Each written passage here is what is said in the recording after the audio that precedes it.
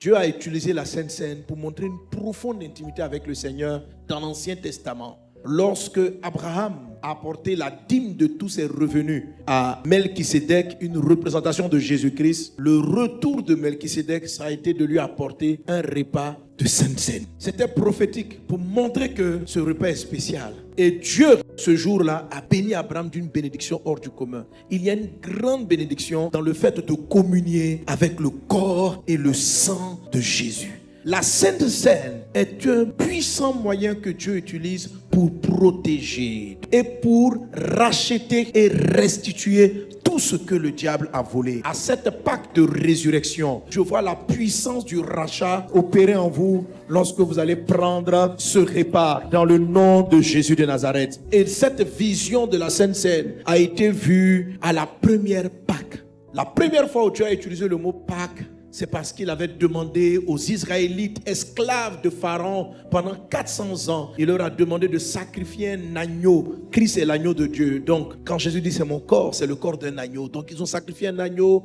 ils ont pris le sang de l'agneau, ils ont mis sur le linteau des portes et ils devaient manger la chair de l'agneau. La Bible dit que le destructeur, lorsqu'il arrivait pour frapper les premiers-nés des Égyptiens, quand il voyait le sang sur les portes, il passait outre. Il passait outre. Qui que tu étais à cette période, il suffisait que tu te mettes à l'abri derrière le sang pour que les forces ennemies ne puissent pas t'atteindre. Aujourd'hui, je veux que tu prennes ce sang par rapport à tout ce que l'ennemi prévoit faire contre ta vie et que tu sois caché derrière le sang de Jésus.